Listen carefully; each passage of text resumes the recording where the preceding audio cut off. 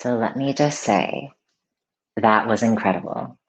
There is such a beautiful variety and diversity of storytelling and just filmmaking and even just the artistry behind every facet, whether it was the makeup or the music or just the way that it was shot. And also this like rich history for some of these films. It really blows my mind to be surrounded by people, you know, I guess what I'd say my brothers, sisters, and siblings in the QT community, and knowing that like there are creators out there that are telling stories that need to be told, that are creating works that are so rich and gorgeous and just visually appealing at the end of the day. Um, as an artist myself, I always am just in awe of kind of the just the diversity of how different people approach storytelling. So let's go ahead and start this Q&A. I am so stoked to speak with all of you. And I guess my first question I'll pose to each and every one of you, and I hope that y'all will answer, is what really draws you to create? Like, why film? Why tell stories? Like, what is it? What is your raison d'etre of like pushing forward these types of stories? And feel free to jump up if you want to answer right away, or I can always, pick on someone. I am a bit of a bully, so. Oh, just make sure if you're going to speak to unmute your mic. I can't do it for you. Well, I guess I'll start then. I'll be the sacrificial lamb. Um, so, gosh, I've always been creating my whole life. Like I've just always felt the need to create in some way, and it was started out as music. And this music video that we just watched was my foray into film. Actually, I always consider myself a musician, focused on that. And then I was doing some editing work for TGI Justice when I worked there, at just for like YouTube videos that we would create for a membership and things like that. And I really enjoyed editing, and I had this idea to do a music video for myself, and I didn't know the first thing about filmmaking. And so I contacted QuackMap and said, "Hey, I'm interested in doing this, and I know you have the Queer Women of Color Media Arts Project. Do you know of anything similar for trans men of color?" And they were like, "No, our program is open to all trans people." And so I did the program, and through that QuackMap program, this was my first film project. This was done in 2012. So yeah, I was just drawn. I had an inspiration of what this video would look like. Just sudden, sometimes you have that sudden inspiration for something, and you have to do it. That's how it happened. I was just one day in the car, and all of a sudden it just came to me, and I was like, "Oh my gosh, I'm not a filmmaker, but I have to make this." And that started my path to filmmaking. But yeah, I'm just always feeling like whatever I'm thinking often wants to just kind of turn into some kind of artistic expression, whatever I'm feeling. And so I don't know if that quite answers the question, but it just feels like a constant. Like it's hard to know exactly what it is, but it feels like something that it's something I have to do. So. No, for sure. I think it was so interesting, particularly in your film, and a lot of the films that I knew kind of came before um, living in this kind of like pandemic life. There are moments I was catching myself like getting in an Uber without a mask. And I was like, why aren't these zombies wearing no. But in any case, it was like one of those interesting things to see how also these films carried forward in time. And I think there's a beauty with filmmaking that it does transcend time and space, that stories like that, it kind of breaks barriers. But enough of me talking. Does anyone else want to talk about their passion and why they are drawn to create, regardless if it's film, if it's music, if it's a cake for a birthday? I don't mind going next. So, I have a tendency to tell stories more like circles. It's not starting at the beginning or at the end. And someone told me that's how a lot of API folks do it. So I'm gonna just do it. So one time I joined the Art as Healing Collective because I see art as healing. And one central focus is that is like this might be a heavy share and a bit triggering. But like this is me, this is my partner Junie of more than 10 years now. It's amazing. This is Natalie. There are two trans women of color who are really close to me, who are both Asian Americans. And for me, I dedicate part of this film to Natalie, who passed during the Trans Day of Remembrance month. I still remember how it happened and was like, I need to create this piece and then some to dedicate to her. Like it says in the script, healing is not about getting over it. Healing is about learning to live well in the aftermath. We have many ways to live that lead to healing, but none that get over it. And that's from Dag Wolf on Tumblr. And like Tumblr communities, among others, like kept me alive when I felt really alone, isolated in high school. Didn't really know any non-binary people of color back then. And I create to like tell stories. Sometimes they're like kind of like let's see, a fusion like in Steven Universe, like with the crystal gems. Like for example, I'm working on a trans children's book. That's the API one because I haven't really seen one come out at all. And if anyone wants to reach out to help me out after this, I'm down. So basically, I think I'm gonna call it the Sunflower Dress. Is based off a story my partner created, but unfortunately might be dead because her laptop crashed. And so it's like a mixture of that story, how she realized she's a trans woman of color, and like my story of how my first entry into sewing after my dad showed me how to sew, among other things, like I said in the film, was I wanted to make panties for my mom. So I sewed it using her pads I discovered in the closet. I was so innocent by that. I was like, oh, why does mommy have incomplete underwear? I should help her finish. Okay, back then she told me she makes clothes. I never saw her make clothes. I was like, maybe this is it. And so I got these like pink ribbons and stuff. My mom left so hard that day. I don't know if she still remembers that story. And it made me think of a class where I had with Mel Chen, who brought up drag queening and more, and how it's a lot about like self creation and like self making. Like even if you don't fucking know how to sew, they're like, bitch, just like glue this together, a glue gun and stuff, and make it work. It's like queerness is about making something, and sometimes it can feel difficult in that because like queerness often feels like, as Sarah Ahmed says, like where the child, like the queer child, is just the background, and we're supposed to aspire towards like being straight and cis and hetero, like our parents. Like my mom said, why not live in a house with a man, woman, and like two children and a big car? And I was like, I just want to live in a house with all my friends. And I thought like a queer future where we all are free, like we're really living our best selves, or thriving. Going back to Natalie though, it's because of her that I can exist as the femme I am. And she made me comfortable. Like we went to fucking arcades together. This is us in the fucking arcade. And like I never have queer trans people of color friends to go to the arcade with to do things in high school like normal people did. And like I didn't have parents to let me go out at all. So it's like coming in terms with my queerness and trans comes with like meeting the people who really touched my lives, even if they're not here more, even especially for the trans friends of mine who've passed who didn't even get to choose their chosen name yet or like feel out their pronouns. Like I just carry them with me. They're always going to be in like my heart. And that's why I say sometimes I clutch my heart, not my pearls, because it's going deeper. You know? Yeah, absolutely. I think, I'm sorry, I didn't mean to interrupt.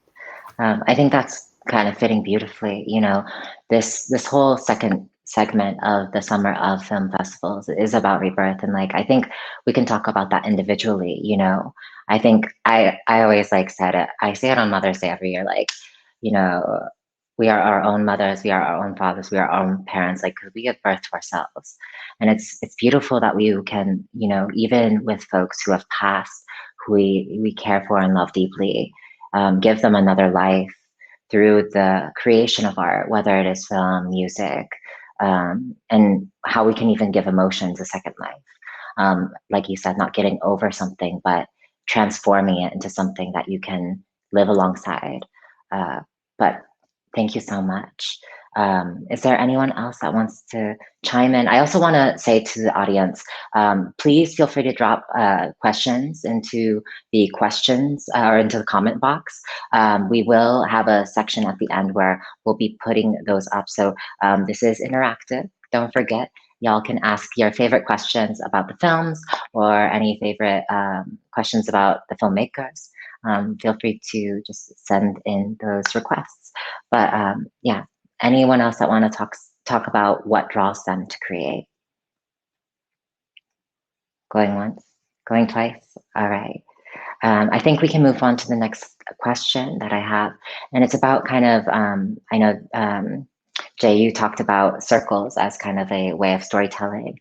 I want to talk about what is it that was the journey towards creating not just these films, but like towards yourself. I think that particularly myself, when I create, I imbue a piece of myself in my work.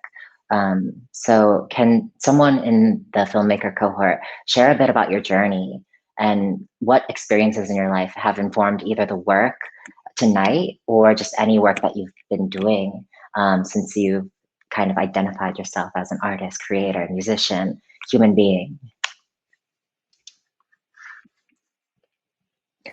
I can pick on someone. No, I'm kidding. I can talk. Oh, beautiful. Thank you so much. Yeah. Well, I used to like turn on the TV and try to see, what good shows are there on TV, what new good movies are there. And usually they have stuff that I didn't like or I wanted to see like transgender women that were like the main characters of the telenovela or the main character of the movies. And there was never anything like that on TV. So one day I decided to turn on my mind. Instead of turning on the TV, I decided to turn on my mind and create my own entertainment, create my own stories that I like, stories that are fun and interesting to me, and so that's what I do now. It's like instead of looking for stories out there, I create my own stories, and that are the stories that I always wanted to see on TV and I could never find.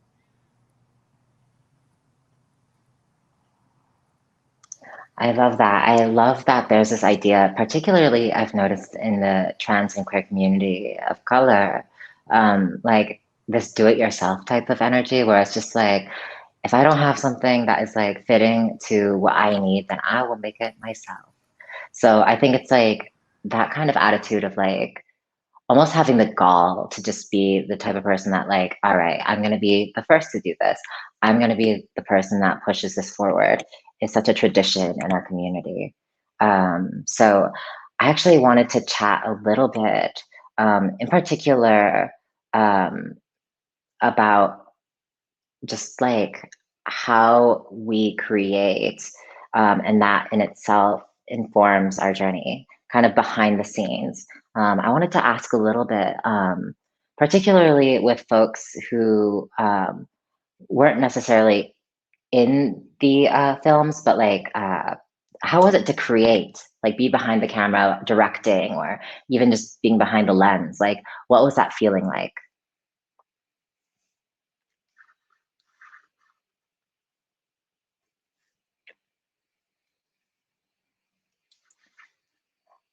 I'm particularly interested just with Sam. I don't mean to pick on you. I know that your film was the first, but they're just very rich kind of, I guess what I'd call like almost under the microscope, like very closed in shots of both like just objects, bodies, plant life. Like I wanted to hear a little bit from you about like what inspired you to do that and what it felt like to kind of capture those little moments. Yeah, for sure.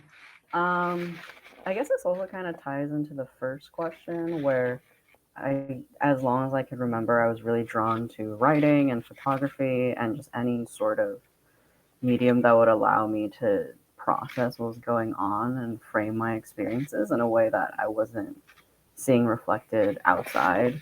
And that was sort of my way of understanding what was happening around me. So, but I never really considered myself a creator or an artist because I didn't really have any formal training, or like didn't see that that was a possibility in my surroundings. Like, I think especially with my background, it's like no one is like an actual like capital A artist. Like, that's not sustainable or realistic. But I found myself gravitated towards just goals and these things I would see in nature or just outside that I felt like people weren't paying attention to, and I really wanted to share it somehow. And I think that's what led me to make this quiet.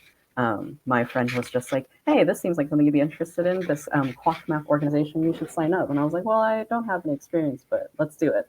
And so it was kind of just me walking around and trying to I had a lot of writing that I had that was like not finished, but I wanted to create sort of like a visual component to it. And that sort of informed the writing, and the writing informed the visuals, and then the product is what you see today. So yeah, I think especially the microscopic scenes that you're talking about, a lot of it is just things I notice or that I want to share with the world that I feel like isn't really possible outside of filmmaking or photography and stuff like that. So. I hear you. I actually I was kind of, maybe this is my own like philosophy, but particularly as someone who is API and like is like mixed race, I think that some of the things that you're commenting towards is like not necessarily finding a space for yourself. And like there's almost a sense of invisibilization that happens. So I thought it was really beautiful that you're like really honing in on these things that people typically wouldn't notice, but like trying to almost give them a secondary life by saying like, oh, like kind of seeing that reflection in oneself.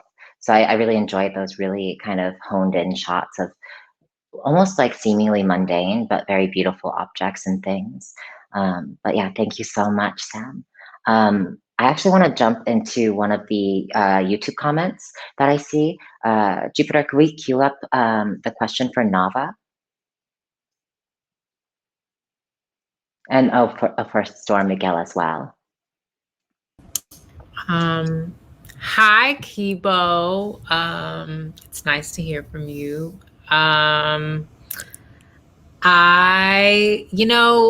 I was very lucky to have some time this year to jump onto a few other people's projects. So I'm really excited for some of those to start coming out. I'm like, I don't know if I should like talk about all of those, but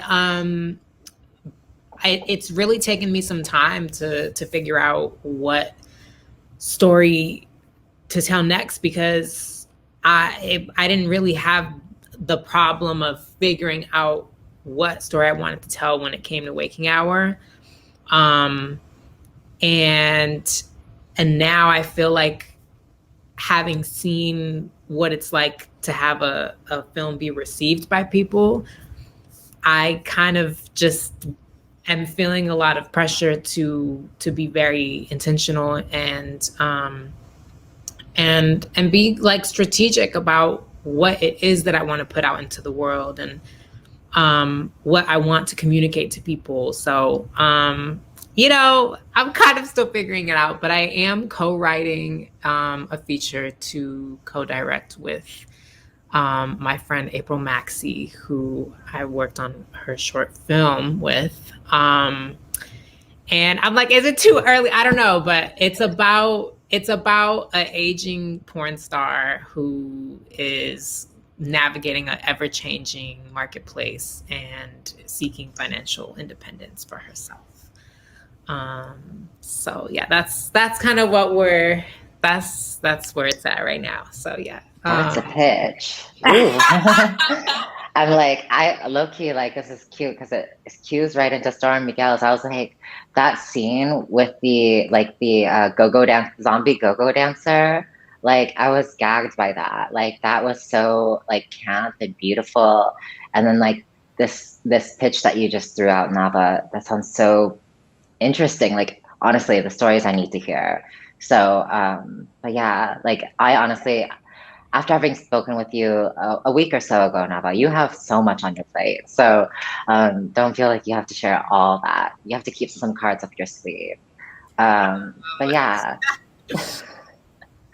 Let's StormMiguel, like, do you have any upcoming projects, Yeah, passions, I do. Thank you. secrets? Yeah. First of all, just thank you all so much. This has been so cool. It's been so great to see all your films, some of them again, some of them for the first time.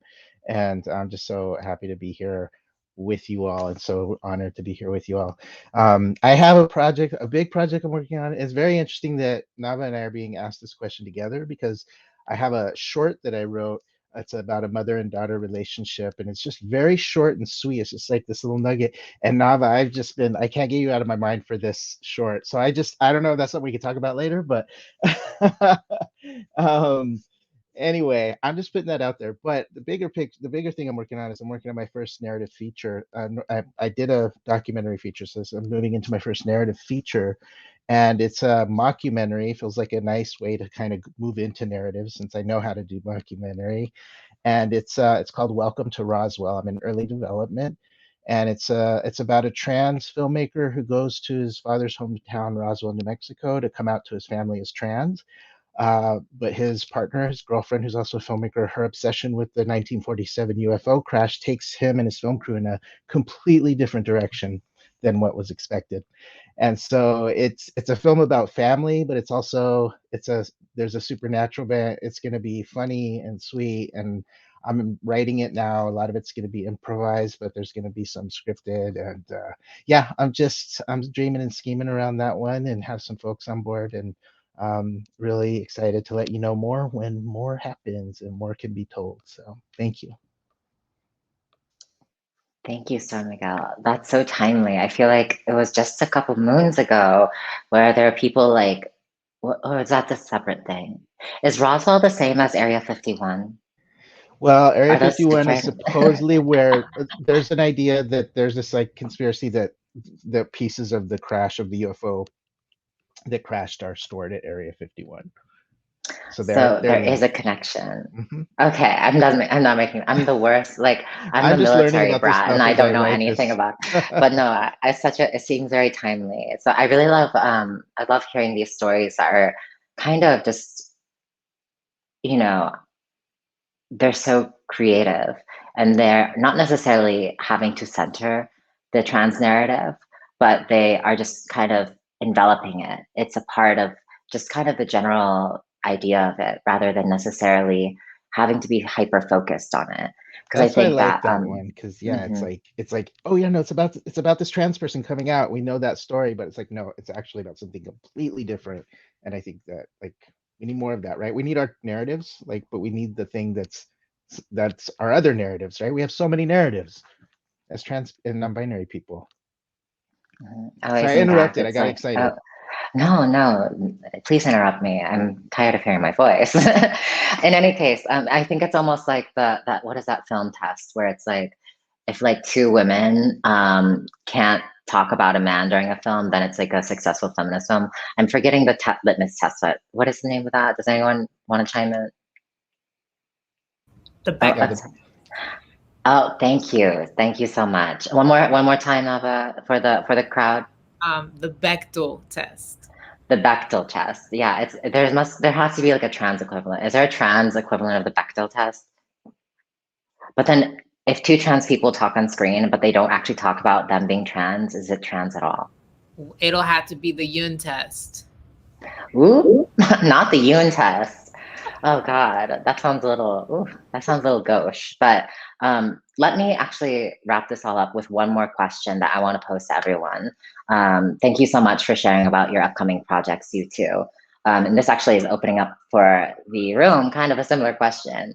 So are there any themes or upcoming projects that y'all are excited or impassioned to explore more so now than when you first started filmmaking? Like, has there been a shift? You know, I know that some of these films, I was actually wowed by Crucito's film. That one like struck so many chords. I was actually near tears at that one, and every single time it gets me. It's usually the line about, sorry, tangent, but yeah, I would love to hear from y'all about sort of upcoming themes, upcoming projects that you're excited, and then how that contrasts with what you worked on with QuackMap in the past. Well, I do also want to say, like, that film was amazing. I was not I think I've seen everybody's films before, and it was really nice to see them again. I think I hadn't seen, that was the one, and StormMiguel's was the other one I hadn't seen before. The Crudas Cubensi film. Oh my God.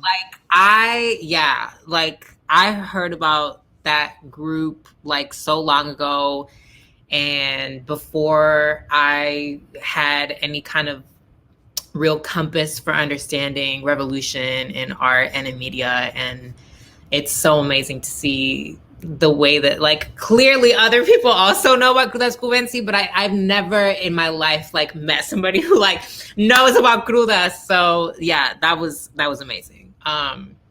So yeah, just wanted to agree with you. I forgot, sorry, what themes we're excited about exploring and what has changed. I think that, you know, it has been a goal of mine from when I wanted to start pursuing filmmaking to bring forth narratives of healing, and to demonstrate what that looks like for people who are historically marginalized.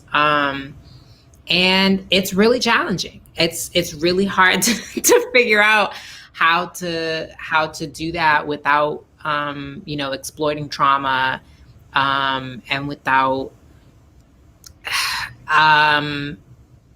like if you only show after the healing, then what's the story, right? Like, so I'm trying to work out what it looks like to show somebody through a healing process, without it falling into the traps that I think we've seen a lot of trans people be represented in media. So it's a goal. It's a goal of mine. We'll see how it goes. Thank you. Yeah, no, I completely understand that as a maker and storyteller myself. Like, I'm finishing up a manuscript and I'm just like, is this too much? Like, is there too much, too many tears? Is that possible? Like, but I feel like it's one of those things when your community, that to erase that would be almost more offensive to me. I think there is a way that you can take that and transform it.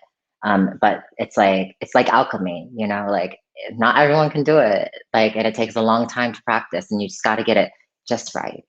So yeah, again, opening it up to the crowd.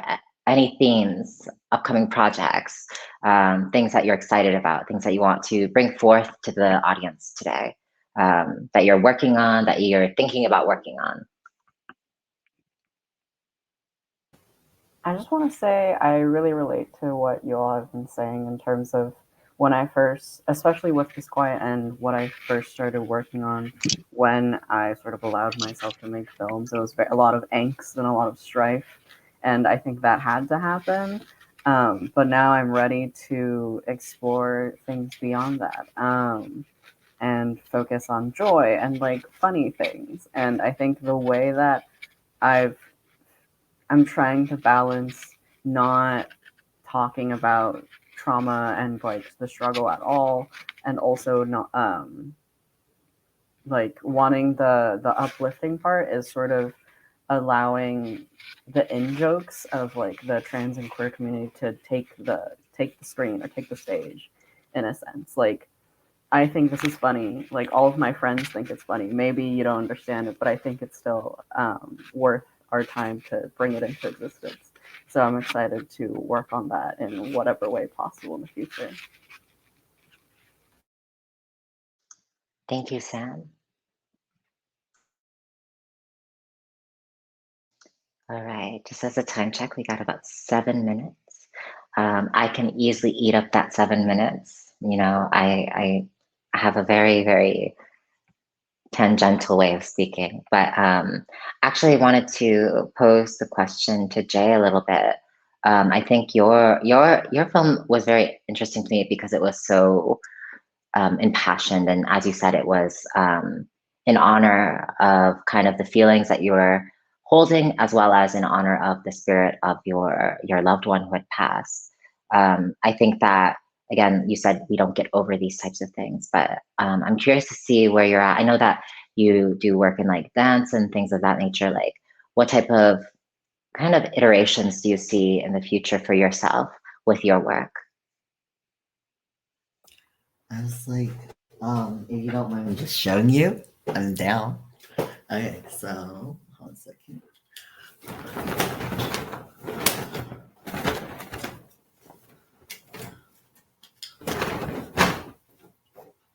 Yeah, stuff like that. Oh my God.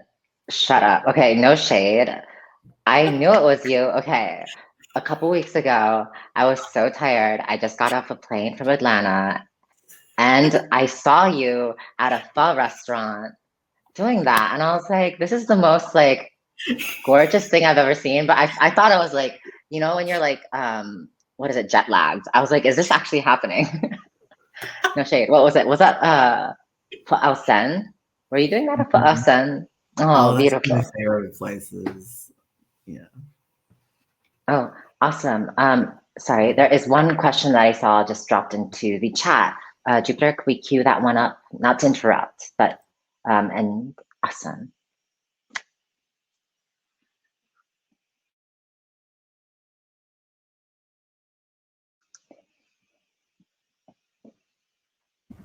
Isabel Sandoval has a film called Lingua Franca on Netflix that is really good. And she also on her Twitter and in like interviews, she has kind of presented this concept of what she calls sensual cinema. I've been really studying that, and seems like there's a lot of quality stuff on there. Beautiful. Any other recommendations? Nada. This is a little bit mainstream of me, and it might be, you know, it's not necessarily a filmmaker, but I just rewatched Jennifer's Body. And it actually, you know, StormMiguel, your film actually touched kind of on some of those elements where it's like, it's so camp and gory that like rewatching Jennifer's Body for me was like a whole experience. Particularly, I feel like when I first saw it, I was like in high school. And it was like, you know, I thought that I understood it back then. I was like, oh, this is fun, whatever. It's like a camp, gory teen movie. But going back on it, I thought there was such an allegory to like queer culture and growing up in the boonies. There was actually a heart-wrenching portion for me where I was just like, oh, interesting. So I suggest rewatching Jennifer's Body if you haven't seen it in the last 10 years. Is it that old now? Oh my God. I'm showing my age. I guess I can go. It's not a particular one filmmaker, but just because it was shared in a group I'm in called the Black and Asian Alliance Network, that I'm thinking of it. So it's a horror movie by Jordan Peele, Daniel Kula, if I'm not mispronouncing, KK Palmer, and Steven Yeun, and it's called like Nope. And I'm really excited to see it, though I've usually been really scared to watch horror movies. And I saw like the Dragon Ball character on top of it, and I was like laughing hysterically. That was shit.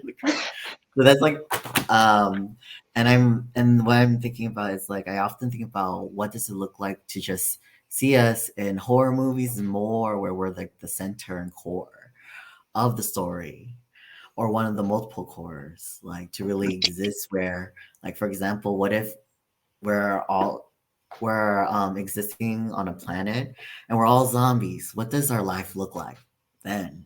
Like that's the narratives and stuff I want to get to. That can imagine us beyond where we even are now. Like, and also like one other thing that's a bit random that I don't want to throw in is I look forward to folks who are who are like newer generations, where they make me look conservative one day. That's the future I dream of, where somehow one day we're considered conservative. So, Beautiful. Thank you. We have about 2 minutes, and because of that, I just want to open it up for any last comments on any of the films by any of the filmmakers, or I can happily close out the evening and we can close out the second segment of Summer of Film Festivals. Oh, yes, StormMiguel, would you like to speak? Thank you. I just remembered River Gallo is a filmmaker that y'all should check out. There's a film called Pony Boy that was out last year, or yeah, I think it was last year, maybe the year before. Just a gorgeous film. And one thing that I just wanted to say that I noticed and that I love is that we were all in our own films, and like we were all kind of the stars, the main voices, the main faces of our own, and the main perspectives, whether we were, acting as a different character or not. And I think, that's always like the directors, like professional, whatever that means, directors will be like a big no-no, like don't star in, don't direct your film that you're acting in, especially if you're just starting out. And I love that we just do what we do, right? Like we make things happen because this is our story and this is how we want to tell it, and we want to be seen, because how often do we get to see ourselves? And so I just love that y'all are doing that, and it makes me so happy and so excited. It makes me know that I'm doing something right too. Just that we're like, yeah, no, we're showing ourselves unapologetically, and let's keep doing that. Beautiful. Thank you. I agree. Like, I feel like it's one of those things that of the 2% of the population that is trans and gender non-conforming, in theory, since the last census, like people, like, cis directors are obsessed with us. We're always on screen. So why can't we just put ourselves on screen? So, but yes, we're right at 8 o'clock.